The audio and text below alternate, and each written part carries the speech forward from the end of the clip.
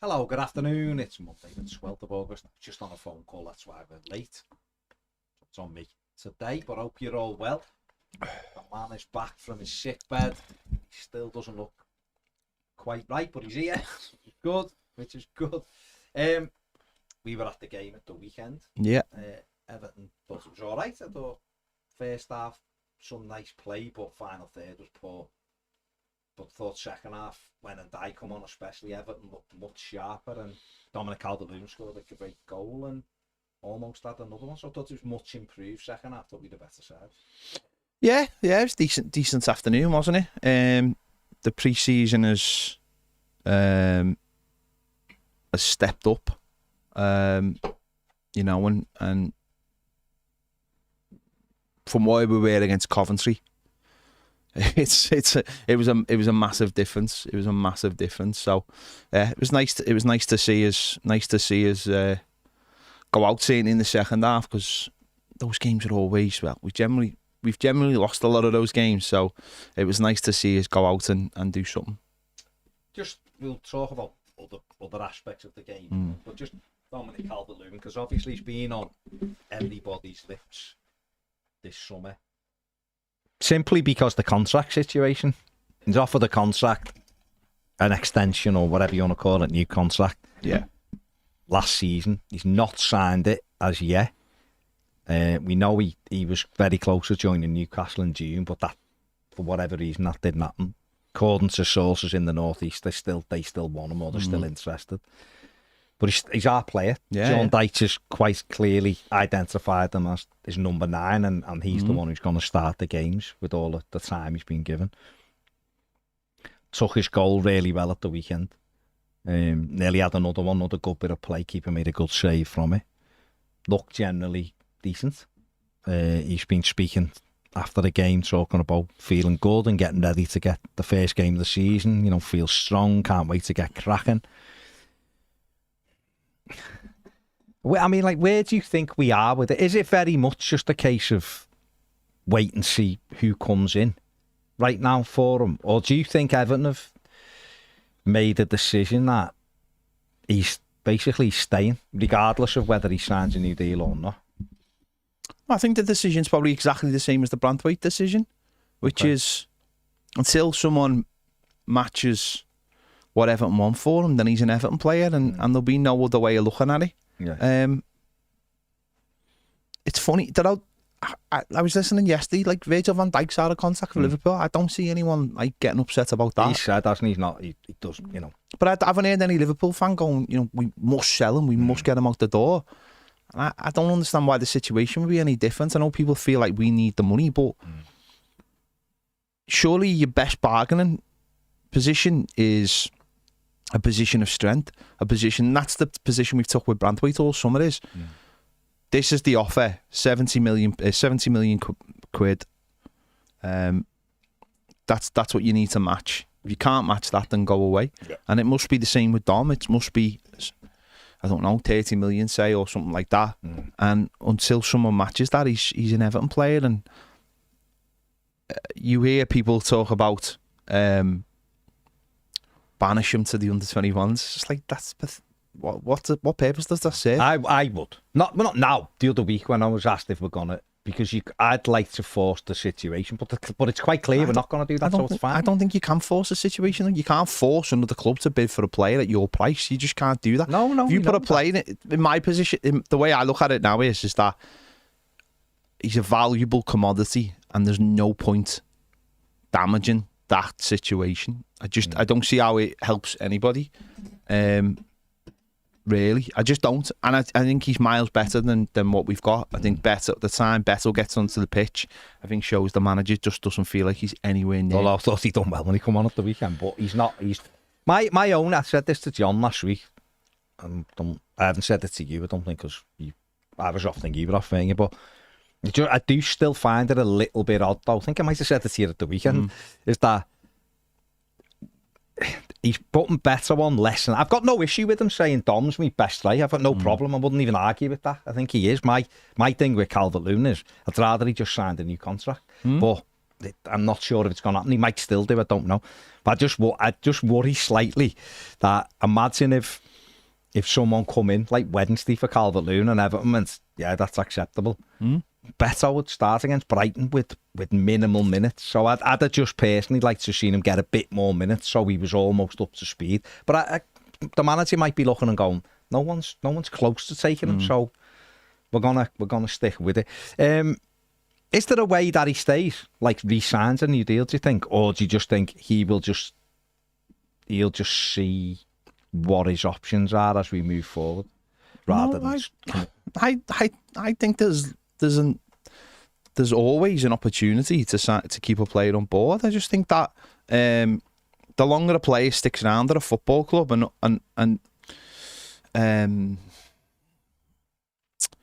not realises the grass is greener, just realises that maybe the opportunities are not there, and maybe you need to look at the Ivan Toney situation. There's now talk of him possibly going to Saudi because nobody's interested.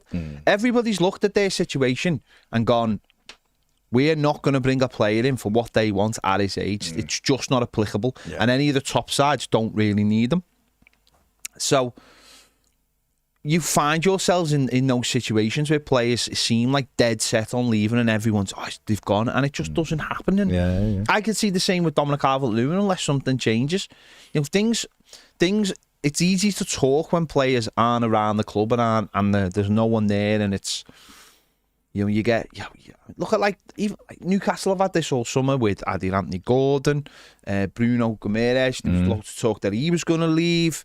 And then they get back into training, and before you know it, the season's starting. No one's bid for them. No one's bid for them, and they knuckle down because their agents are probably like, wow, these are after that, and all these moving parts. We've seen it, you know, Conor Gallagher, you know, his move looks like it's about to break down to Atletico Madrid because the lad from he's in Madrid. The lad from Madrid's not going to Chelsea, and it's all those moving parts of football clubs and transfers that have to go right. And Dominic Calvert-Lewin, as we know, it looked like he was going to go to Newcastle. It didn't materialise, and he's come back in, and as I said, for the first couple of weeks of pre-season, a lot of fans weren't very happy, but he scored in the last couple. As you said, he took his goal quite well on Saturday. Probably would have wanted to stay on a little bit longer, but he started every single game. Played 75 minutes though. No, I know, but he started every single game. And he scored at Goodison in front of it. Let's be honest, there was a big crowd for it. It was. We don't normally get crowds that big for friendlies, do we? It's not being consistent. There was 31,000 there or whatever, and he got that feeling of scoring in front of the Gladys Street again when it was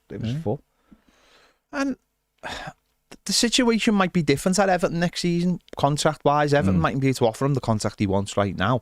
I might almost be saying to him, you need to earn that contract again over this season, or, you know, whatever it is. But for me, I'm not losing any sleep over this whatsoever. No, he's Everton's number 9. He's spoken, that was all. He's Everton's number 9. And you know, till he's not Everton's number 9, I wouldn't do anything but play him. I just wouldn't. What do you think of... all right, well, what about the Beto situation then? Because we know that he was linked with Atalanta, wasn't he? Yeah. And that they've gone and signed the difference. They've got Retigui, haven't they? But Bologna are still apparently, according to sources, and it's very interested in taking him.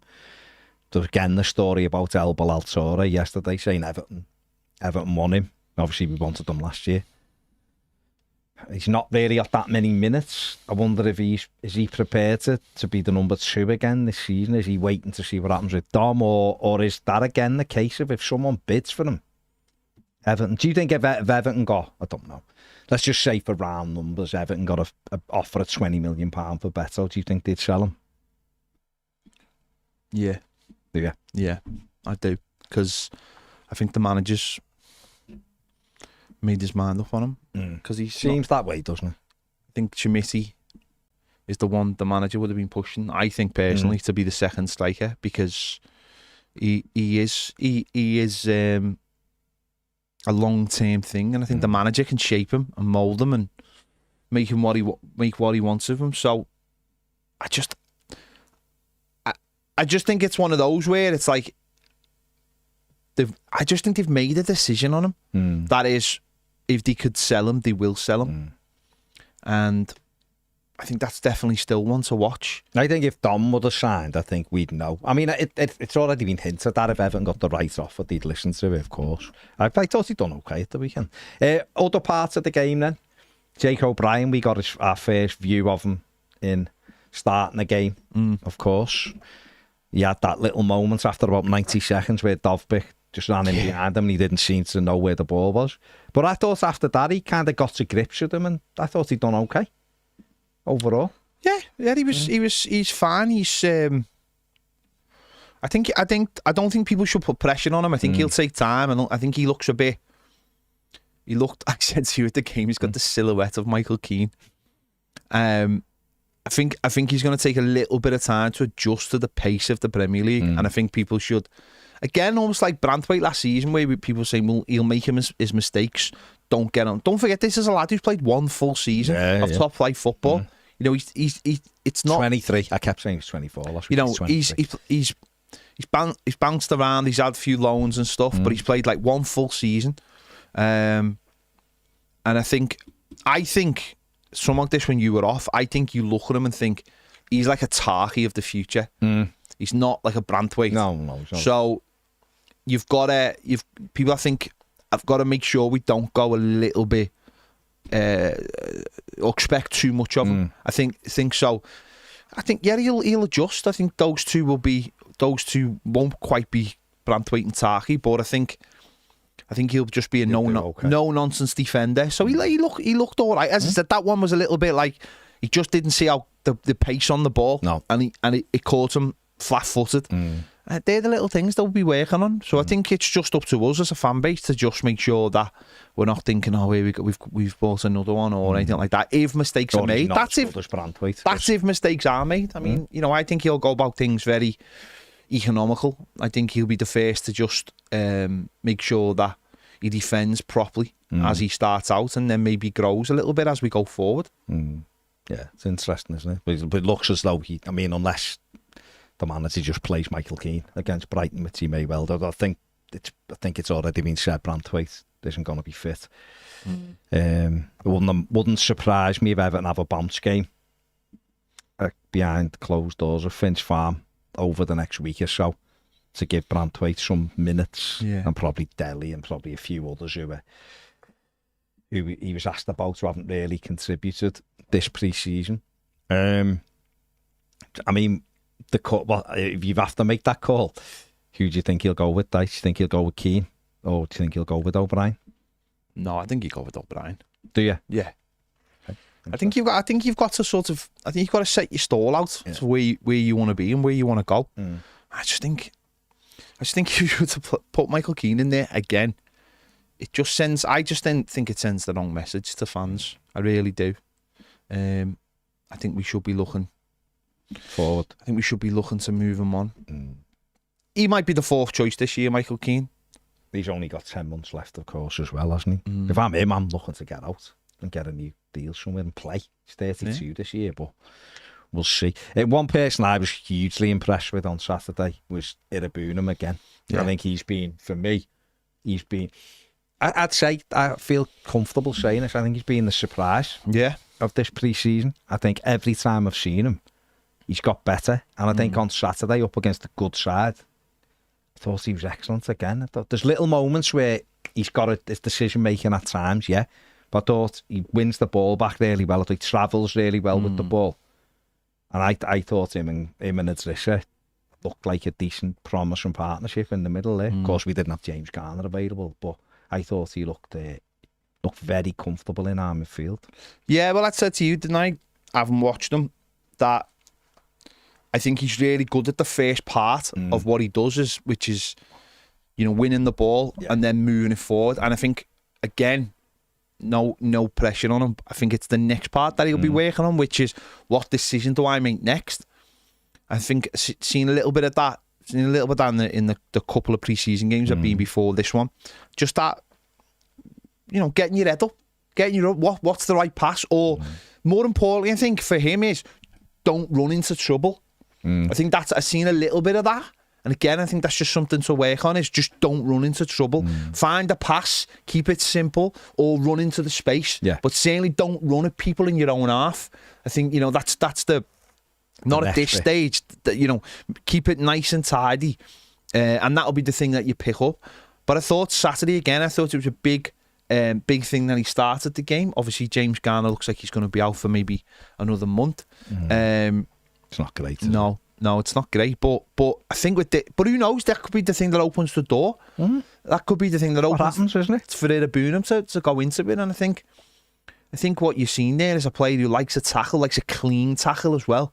And that's something obviously we've seen from Onana, and hopefully he's going to be one of those players that people really like. I said again, we were talking during the match and said, people are going to like this lad straight away, where they may not like Onana because he does get involved, because he is a little bit more action, because he does want to go commit people, and it advances up the pitch, and that's something that'll be, and he also looks like he can carry the ball, whereas someone like Decore, you look at him at times and feel like he hasn't really gone anywhere. He never got control of the ball, Decore. Yeah. For everything else he does really well. He gets in and does all that. It's he is a little bit... Iroegbunam looks a lot more comfortable in. I mean, I don't agree with this. Iroegbunam's going to be a player for Everton. That's not the bit I don't agree with. Done more in pre-season than Onana did in 2 years. I mean, that's just nonsense. That's just nonsense. But I agree with the first part of that. Stewart, he does look like he's going to be a really good Everton player, and someone else, I think it was Tom, says we defo got the better end of that swap deal. Well, I said to you, again, we were talking during the match, and I said, well, straight away, you can see that he makes a difference, whereas, Lewis didn't. Yeah,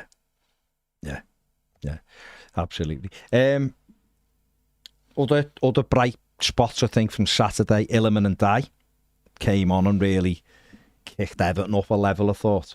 I think Dwight McNeil and Jack Harrison just couldn't really get into it, whereas once Dye come on, he really stepped it up, and he had 2 or 3 really great runs. Obviously, he had the Al Maradona pirouette when he hit the post with, which was a great effort. The other one where he went on a run, went past about 4 players, and Harrison had a good shot. The keeper made a really good save from. There was those moments really travelling well with the ball, which I think the fans are going to enjoy watching them. And I thought Jesper Lindstrom looked clever on the ball. Looked like, you can tell he's a nice footballer. He's got to get up to that speed of the Premier League and the physicality, but you can tell he's a really good footballer, just in terms of taking the ball and the way he passed it. And I thought Everton did look a lot brighter when those two were on the pitch. Gives it an extra little spark, I thought. Yeah, Harrison and McNeil starting, it's not... They're going to start on Saturday. It's not the most exciting thing in the world, is it? No. It's what we've been used to. And the manager knows what he's getting off them, doesn't he? Let's be honest. That's it isn't exciting, is it? It's just functional. It is functional. It's sort of to get you going, isn't it? It's to get you off the ground. And as you just said there, the manager knows what he's doing. But they certainly, and Dye coming on was, I think he came on just after the goal, didn't he? And he really did add that little bit of something where you can imagine him being a real fan's favourite. Yeah. A lot of young kids getting his name on the back of the shirts, that kind of thing, because he's exciting. He's an exciting player, and his little tricks, and he works he's really dogged on the ball as well, and he moves really, and you can see what he wants to do all the time. And is he going to play off that left hand side, cutting in onto his right foot? A lot of people don't think that's his natural position, but it's about making your way into the team, isn't it, and finding that place and getting comfortable. Maybe something like that, what Dan Juma didn't really do last season, get an opportunity to just get into the team, understand what is required to be an Everton player, and go from there. So, really positive to see. And that'll be, I think Saturday will have been the first time a lot of our fans will have really seen what he has to offer. Yeah, because the other games he's been a bit hit and missing, hasn't he? And again, like the manager had said, the other stuff has been basically getting the work in the legs and all that. And the performances have got better. Coventry, let's be honest, I don't think it could have got any worse. he looked dreadful at Coventry, we really did. But Preston, whether you take any stock out of it or not, he did look better. And Roma at the weekend, I thought he looked better. Yeah. And those players did come on and make a difference. Lindstrom, like I said, looks like a nice footballer. He's got it. I mean, just the one mad thing, I think. Yeah. It might be a bit of like, you know, what Moyes did with Arteta, which is like, get him on wide and get him used to it and then move him inside. Is that Jesper Lindstrom and Iliman and I both play off. Their best position is from the central position off a striker. Yeah. And yet Jack Harrison has been and Decore preferred inside, which I find Decore obviously because he played there, but Jack Harrison very much a wide player. Neither of those two players came on and played off the striker, which I found a little bit odd. But it may be like you just said, get out wide, get used to what you have to do, and then, you know, the manager might move them inside or whatever. But I thought they did okay. Young Harrison Armstrong got on as well. Thought he done all right. He's been, you know, 17-year-old lad. I thought he's been a bright spark this summer. Everything else now is how do you build on it from here for him. I don't think necessarily Sean Dyche is going to have him in the squad, but he can be proud of what he's done this pre-season. He's come into the first team and he showed some bright touches and stuff for the lad who is so young, you know, only 17 years of age, of course. Yeah, I think he might be around. This one. Physically, he's a big lad, isn't he? So I think he might be one that's around for the first part anyway. Do you think? Maybe, who knows? I mean, you've got to fill the bench, and you need, it's up to the manager to see how much. I mean, it's interesting. There's only really him and Dixon, I would think, are close to being around the squad. And ironically, Dixon I would have put on Saturday. Yeah. Said at the time Saturday that was the baffling one. It's nothing against Ashley Young. We know Ashley Young will start against Brighton, of course, at right back. We know that. I mean, Matoma up against Young or Minter up against Young could be terrifying. But we know that Ashley Young will go and do a job. But we won't have learnt anything from putting Ashley Young on. Whereas it might have given Roman Dixon, can he play in front of a bigger crowd? Yeah. How can he cope against good players? He might have got a little bit more out of it. And also, I think, that sounds stupid, but with Young being the cover for basically right back and left back, it's a bit like, you know, you've got to, I don't know, the manager obviously has to give people minutes and needs to have them up to shape. I just thought I'd like to have seen Dixon come on, and then maybe Ashley Young could have come on at left back. Yeah, give Michalenko 70 and put Young. See, because the bad thing is, like you just said, you know, God forbid Michalenko took a bang on his leg or something this week. And short term, I mean, but he wasn't available for Brighton, and Young would have to go and play left back. Yeah. Who's playing right back? Seamus limped off and won't be available. So Dixon would then have to start, would he not? Or would he go, Michael Keane go to right? James Garner's not there. Do you know what I mean? All of a sudden, Patterson sat in front of us, so he's not available. Yeah. So all of a sudden you go, hang on, Ashley Young can't, as good as he is and utility-wise, he can't be in two positions at once. I Mason Holgate. I think that's an issue. I think that's an issue. Well, Mason Holgate and Mopai look completely frozen out, don't they? So I just thought it might have been a good idea just to get him on, and just at Goodison Park again. Get people excited. I like the look of him. He's fast, isn't he? I like the look of him. What can he do? Can he do? And that's not like, oh, he'll start next week. It's not like that at all. It's, you know, it's just an opportunity to, if you like the look of a player, if a player has pushed themselves a little bit harder than you thought, why not give them that opportunity to say, I'm on the edges of this. Who knows what that does for a player? Who knows what that does for a young player? To elevate them, to be ready to take it on and go up, rather than thinking, I'm going to sit on the bench. Because saying, look at that, we've lost again. We've lost talented players in the last 2-3 years. That gone on loan, and the steps maybe they've either not played, or the level has not challenged them, or they're just not ready for it. But if you have got someone with the basic tools, I just would like to see them give them that little chance. But of course, the manager is very risk averse, and that's done him well. Yeah. And we can't. But as we're saying, it only takes one injury, a fullback, and Dixon is playing. He's playing, and that's all. You have to make that decision of, oh no, we'll just put Mason Holgate there.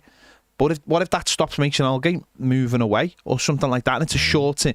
It's a short term fix, but you've got a long term solution of him going out of the club. I just thought that's just. No, I'd have defo put Dixon on. Just have a look at him, and if he gets skinned, then at least you know, don't you? But I don't think he would have done.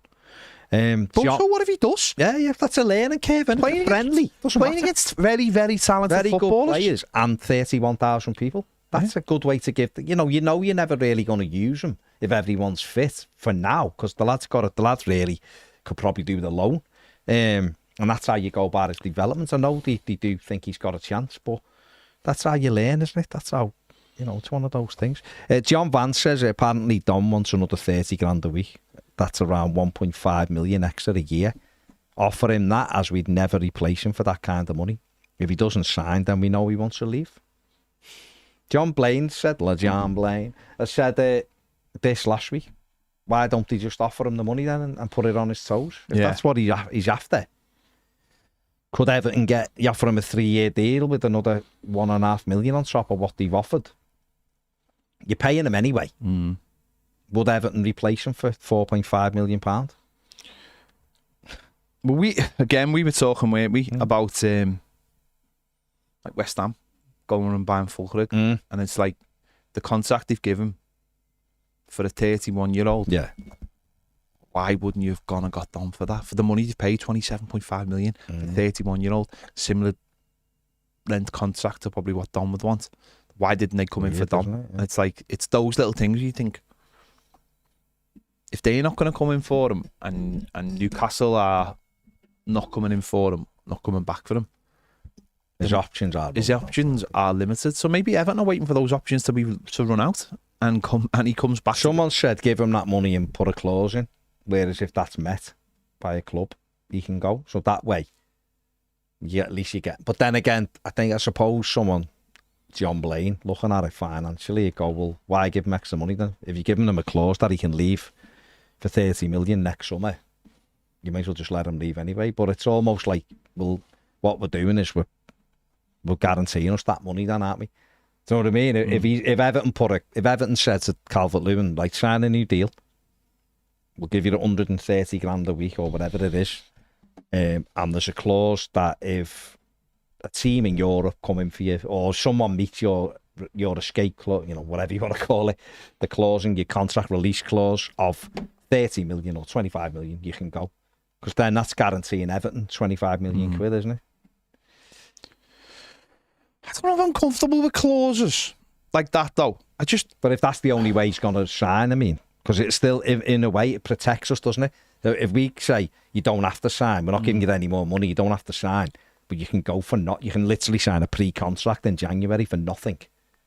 Yeah. Or you can sign this new deal, and if someone wants to pay 25, you have another good season and you get, I don't know, if you have a good season and get 12, 15 goals, clubs might look at you next summer and go, I'll pay 25 million for a Premier League proven striker. Everton get the 25 million. Because otherwise he could quite easily, and this might happen, say, I don't want a new contract, but I'm going to give you everything for this season, and I'll evaluate my options next summer, and then sign a deal with someone in January where he gets the money. He could easily do that, couldn't he? I know he can't sign it in England, but he could sign it abroad with a club who, someone like Milan, who apparently had looked at him for like 10 million, signing on fee. They don't have to pay any kind of deal for him. At least you're giving them the opportunity. And Everton might have done this for all we know. We're just guessing, aren't we? But that way, I just mean if there was a clause, we would be sort of guaranteed that 25 million next summer, so we wouldn't be out of pocket, so to speak. Is it the worst thing in the world if he doesn't sign a contract? I just think it's the Are we being... No, I know, but... I say from a financial position, all right, yeah, struggling, aren't we? I know we are, but... I know, and that's obviously that's the first port of call. If we were all right, it wouldn't make like you mentioned Van Dijk before. Liverpool probably don't give a toss. If he stays for another year, they might go, well, if he stays for another year and we get in the Champions League, and he goes, well, we've made a big pot of money from getting in the Champions League, and we don't have to give him a new contract, and he's 32 or whatever he'll be. We're looking for younger anyway. It won't matter. But I think from us, we're looking for every penny. Apparently, we haven't been able to sign the players that we want because there's no money at the moment and we have to sort of sell someone. I know what you mean, but I'm just saying, I'm just looking at ways, is there other options? Of course, there's always other options, but... I just mean in terms of, like, you're right, this summer, it's like, oh, we sold them, we could have got Minte and maybe could have moved things around. But I just wonder whether once the window is shut, does it really matter? Well, once it's shut, isn't it? Yeah. It's shut. You know, the next time you have to worry about it's January, isn't it? And you could be in a totally different position. He could be in a totally different position. You might have identified someone to buy in January, and he might have done all right in Newcastle or whoever. She's in Newcastle because he's been linked with them. Go, we want him in January because we need a push for the Champions League or Europe or whatever it may be. And you go, sound, you come in for him. And because we want to buy this lad in January, whatever it may be, Everton's position. I just wonder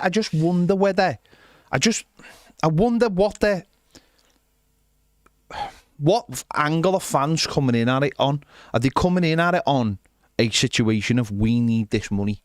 We absolutely need this money. 25 million. It's a joke. We need to go and get a new striker and we can get this player and that player. Or are fans looking at it as in a purely loyalty context, which as football fans, you have a right, by the way, an absolute right to have that, because that's what football is all about. Our loyalty to them and their loyalty to us, which, by the way, is getting harder and harder because, I mean, something we're going to talk about on MTAG Daily is the Conor Gallagher situation and PSR forcing young players out the door. We've just benefited from that in a way this summer. But that loyalty's becoming stretched more and more and more in football from both ways. And as I said, PSR's it's a horrible thing in PSR. Oh, you're a young player. Oh, we're just going to sell you them because we'll get full profit. But is that the way fans are looking at it and going, you're not loyal to us? And therefore, why should we give that love back to you? Why should I get your name on the back of my son's shirt? You're not loyal to us. You're going to leave. You could leave at any moment. Or even when you leave next season, you're leaving for nothing. You know, at the end of the day, that was the whole crux of the Ross Barkley situation, was pure loyalty. That's what it came down to. You cost us money because you could have left, which we would have said, that's fine. But you stayed and you cost us money. And you worked the system against the football club. And I just wonder whether that's the angle a lot of people are coming from, or they just want to go, you know what, this is done. Let's move on to the next thing. I just think it's interesting, whatever point people are coming from. Very interesting. Very interesting. Gary and Juan say hello. Fred Poole says morning from sunny Connecticut. Good morning, mate. Alex says good morning from the US. Good morning, Alex. And Simon says hi, lads, from a sunny Orlando. Sorry, Baz. How was Dom's body language on Saturday? It's fine. Played quite well. Played quite well. Took his goal brilliantly. Almost had another one. Looked. Yeah, he was fine. Thought he worked hard. Still don't think we create enough for him and put enough balls into the right area for him. But I mean, a few times he was out on the wing and we were saying, "What are you doing out there?" Wasn't he? You want him in between the sticks, but he was fine, yeah. Josh says you've got to weigh up what we lose with him leaving on a free next summer with what we gain from him scoring goals this season. I think if he stays, even if a club comes in at the 11th hour on deadline day for him, if we can't get a replacement, you can't let him go. No, well, that's the thing, Josh, and we said last week, me and John, is that there has to be a cut-off point where you turn around and say, no matter what happens now, we're not selling. If you're not sold by this date, you ain't going, because there'll be no time for us to get a replacement. Because you just can't do it. You can't do it, can you? Everton Viking says, please no more Decore in the number 10 role. We have much better players you can play there. And stop playing and die on the wing and Harrison in the 10. Well, the manager will do what he thinks, won't he? Jake says, poor from Dom, and I've said it from the start, if he won't get offered a bigger opportunity in his career, Everton's number 9 leading the line in a new era for the club with a new stadium, potential new owners and on big wages heading into his 30s. Lucky to be offered such a contract considering the return of goals we've had from him and his injury record.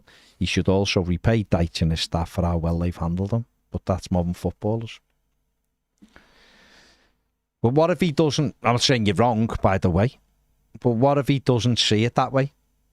What if he sees himself 28 years old and wanting to do something in his career and at a club that's not really going anywhere?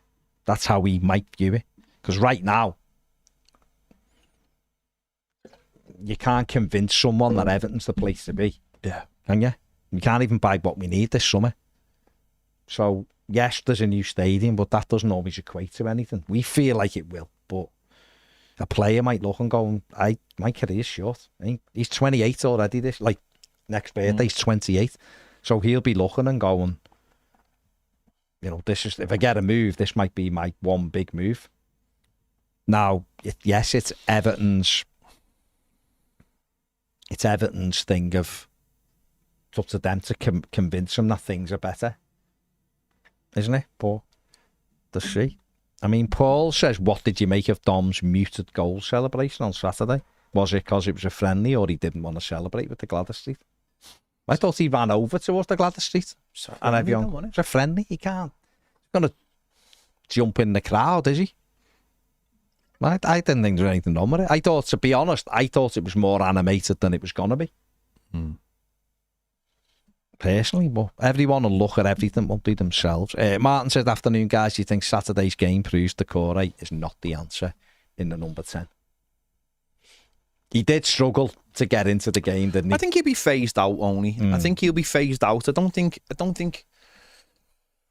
And he hasn't had lots of games. I'm sure he's working hard in training. He hasn't had lots of games though, or lots of game time. Sorry. And Lindstrom has only had 2 pre-season performances, and it'll take a little bit of time. But these things happen. You get to that first League Cup game, and then they'll start genuinely, and you build off the back of that, and things change very quickly in football. 2 international games after 3 games, isn't it? A break, and then we always say it's after that everything kicks on, don't we? Yeah, and things will change very quickly, won't they? And it's up to them to just work their way into the side. But the manager again, we say this about Decore, but we are yet to win a league game without Abdoulaye Decore. That has to also be remembered.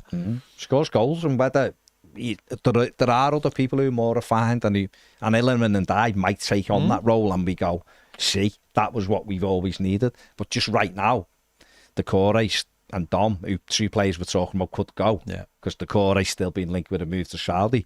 That's 14 goals out of a team that didn't score goals. So you have to be very careful in that respect. I still think Decore's better deeper, personally, because I think he covers ground and he's okay at nicking the ball. We'll see. As a footballer, Decore's only going one way, isn't he? Let's be honest about it. One is he now? So therefore, you just line it. Would you take 15 million before the deadline for him? As long as we had another midfielder lined up. Just saying, because it's. Tazul says, hi lads, what do you make of the new rumours linking Brantwaite to United? They're apparently going to offer up to 60 million and we're going to accept. Who's making these rumours that we're going to accept? Everton have been consistent all summer. It's 70 million plus. If United, I'll be amazed if United do offer that money, because they've had to pay Wan-Bissaka what he wanted to go out the door to be able to do the deal to sign De Ligt and Mazraoui. If they offer 70 million, Everton accept it. It means they've paid what Everton wants for them, but I'd be surprised. I still think they have to shift 2 or 3 players to be able to be in a position to do that. So, and they've got Yoro, they've still got Martinez who was back, haven't they? Lindelof still there. They've got Maguire. They've now got De Ligt. You know how many more centre-backs he wants? Bill says, confused on the Dom thing. Club have put him up for media and he's starting every game. So is he staying this season and run his contract down? To be honest, I'd rather that than selling him now at this stage. Okay. Don't know. We'll see, won't we? Kev says the 18 back together. Love John and Ned, but Baz and Ped will always be the 18. Phil says, hope he stays. If he goes at the end of the season on a free, then that's our lookout. Personally, I'd try and negotiate with him. Clearly, he's finding it difficult to get any takers. Throw some money and gamble. I know he's had a good season. If he has a good season, rather, we'll get it all back anyway. Okay. Is having a good season worth more than 25 million to us? Don't know, because 15 goals. Let's say he scores 15 goals. Well, of course, that's big for us. But what if What if the 25 million means we can get a younger striker who we then go and... Name one. Name one. No, what I'm saying. They Name want one, Breuer, don't they? I'd get Canate and you'd get him for 20 million and the down payment would be 5. He's 21 and he's someone to invest in. But they would probably want Breuer, wouldn't he? Because he's been linked with us all summer. Now he might move to Stuttgart and that might scupper what Everton are doing. And Everton might go, well, we can't now then. I mean, we could have got, whether he's good enough or not, but we could have got Toffee for 25 million. We saw him at close quarters at the weekend. He's all right. You know, he's powerful and moves. But there are other strikers. But if Everton want them, Adebayo's still there at Luton, of course, isn't he? So Everton like him. You know, he wouldn't be 25 million. So would Dom get more? That's what we're saying. Who'd get more, Dom or Adebayo? Dom got 7 last season. Adebayo got 10. Man was injured and was in a there hasn't been any rumours about Adebayo no. at all, anywhere, has there? No. Luton playing tonight? Tonight, the first game, yeah. Ryan says, "Aye lads, did you catch the Everton video they put out asking the players who'd make up your 100-metre relay team?" And they all struggled to think of any Everton player with pace. Yeah, I thought that was a little bit embarrassing. Don't know whether I'd have put to the person behind the video on Saturday. Don't know whether I'd have put that out once I heard the answers. Fine if they go him and him, you go, yeah. If Ben Godfrey was still there, obviously, because he'd be there, wouldn't he? But they were going, it was when they were looking around going, who's quick? And they're trying to think. That's worrying when players are saying it, isn't it? Mark says, what do you think about the subs that have been made? Harrison in the 10 and not Jesper Orton Day. Don't know. Said it before, didn't we? It's the manager sees how he sees fit. Simon says, I see our friend Matt is at it again. Anything in it? Big Mathew and his Everton are getting deducted points. No. That's exactly the same story that's been around for months. Yeah, exactly the same story, doesn't he? Even Stefan jumped in and was on our side and told him it was utter nonsense because it is not. What about Leicester? How many points have they been deducted? Because they were getting Leicester aren't a club though. I know what I'm saying, but it's the season kicks off in a few days. No. So when are they getting points deducted? In the season again, even though they've known since April they had to do them. Yeah. Why the Premier League so incompetent? The whole thing's a farce. It's just a joke. The whole thing. Benjamin says the difference between Onana and Iroegbunam is that he fits into Dyche's plans. Also, he's not Belgian, which means he's not going to run his mouth. Saying that, there's definitely a lot of potential. We've definitely got a great deal. Thanks, Villa.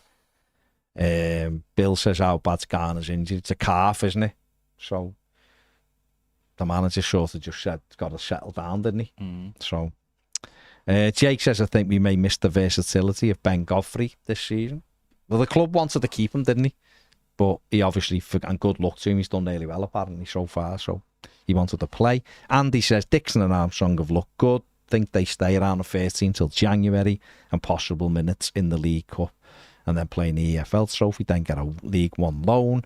And Jay says, Dom's saying he's chomping at the bit. We'll get chomping at the contract. If not, I'll drive him to Newcastle. It'll leave us sure, but I can't abide players not wanting to be at Everton. Get Richie loaned in and bring Tom Cannon back. Why Tom Cannon? No disrespect to Tom Cannon, but he's not exactly got 30 goals, has he? I think he'll do quite well. I think he's a good player, Tom. But he's just starting his career, isn't he? That's not that one for me. But we'll see. We will see, obviously. Last couple before we finish. A few people saying they think Beto would get more than Dom if he started all season. Well, we can't say, can we? We can't say. All you can do is look and go, I think. Do you know what? I think you can say. We're all adults here. We've all watched him play football. We know he does not suit the style of football that Dyche wants to play. I think that's... We're living in hide and tell land here. You know, players... Better when they don't play. The better's when they don't play. You don't see them, so therefore they don't play. I've seen enough of Beto to know right now he's not better than Dominic Calvert-Lewin. Absolutely know that. Now, does he come off the bench and cause different problems? Yes, he does. And I like the way he stretches teams when he comes on. But I just don't think he's got a good enough touch or he's good enough in the air to play the way... The manager just doesn't... He doesn't abide him. He doesn't give him any opportunity. No. He wanted Schmidt. And he sees him every day. Yeah, he wanted Schmidt to be the yeah. second striker because Schmidt is a very similar profile to what Dom is. He's just more...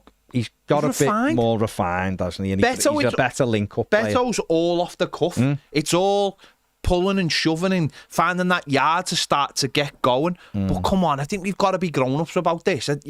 We've all got eyes. We all want someone to do really well, and we all think they're opportunity. Listen, you land a good cross in there and bam, Beto will probably be on the end of it. It's a good ball. But also, how many opportunities... We play inverted bloody wide men with fullbacks who don't get past the halfway line. How many crosses do we actually put? This is what Dominic Calvert-Lewin suffered from last season. Is how many crosses does Dom actually work from? McNeil now cuts inside. He very rarely goes on the outside because he hasn't got a yard of pace to put that Luca Dean style cross in. And Harrison's the same on the other side. So it's really difficult for him. I appreciate that. But I do think the manager's very much made his mind up on what he wants. You can see if Beto was if he thought Beto was a genuine alternate to Calvert-Lewin, like genuinely, then I would argue Beto would have started more pre-season games because the manager would be thinking, well, he's here. He's under contract where Dom hasn't signed a new deal yet. Do you know what I mean? Yeah. But then what the manager's done is go, Dom's, in my opinion, they see him every day. Dom shoots us more than what Beto does. And therefore, Dominic Calvert-Lewin's played 70 minutes at Preston and 75 minutes on Saturday, and Beto's got 15 minutes. I think if everything had gone to plan this summer, they would have let Beto go. I think you're right. Ian says, Ped, that's because they're on the wrong side. They're inverted. Well, they're not because they're both left footers. Yeah. So if you had McNeil on the other side, he'd be doing the same. He can't use his right foot anyway. Got a lovely left foot, Dwight, but his right foot, I don't think he's got McNeil one. hasn't got the pace. And he hasn't got the pace. I've said for ages, and I might be wrong, but me personally, if I'm picking the Everton side, Dwight McNeil would have been used off the striker because of his ability to shoot, to create half a yard. Wide in the Premier League nowadays, it's either really good skill or it's pace, and Dwight doesn't have either. Dwight's got a lovely left foot, got a bit of vision about him, can bang one in front, no problem with him at all. But if you want him to run on the outside and whip crosses in, he ain't got that pace to do it. Puts a lovely ball in actually when he get.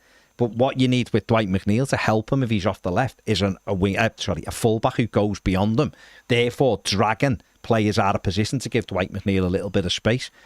Mikalenko's a really good defender, but how many times on Saturday did he get beyond the right back? He was crossing it deeper and falling over, deeper than Dwight. But that he does cross from the edge of the box, doesn't he? The problem is that McNeil hasn't got the pace to beat the fullback and get across it because he slows the game down so much that he's got nowhere to go. He hasn't got that burst of pace. That is who he is. And he can't play on the right because we don't have a fullback that flies on the right either to give him that little bit of pace. Harrison's doing the same. Harrison's having to create half a yard to put a left foot cross in, but he's got no one running on the outside. So all the defence do is go, we'll force him back inside and just get the block in. Yeah. You ain't going to take us on the outside. So that's what the problem is. But we'll see anyway. We'll see. Right, it's interesting. But listen, I thought, like I said at the weekend, I think we both thought it was a good game of football for a friendly, and Everton got better as the game went on. I thought that's always a positive sign, I think. But it's a case of just trying to grind out some points in the first bit. We're still 18 days left in a window. Everton are still hoping to be active. 3 or 4 players I think they're looking at. Who knows what will happen? You've got to get some funds in. And yeah, it could quite well be. I mean, Ped, I think, said this at the weekend. Get on the dog to Daniel and see if our Brazilian can come on loan for the season with an obligation or an option to buy in the summer and get him, get his value back up for Spurs or whatever, even if it's just a loan. Yeah. Because they're not going to play him, are they? They've got Solanke and they've got others who play there.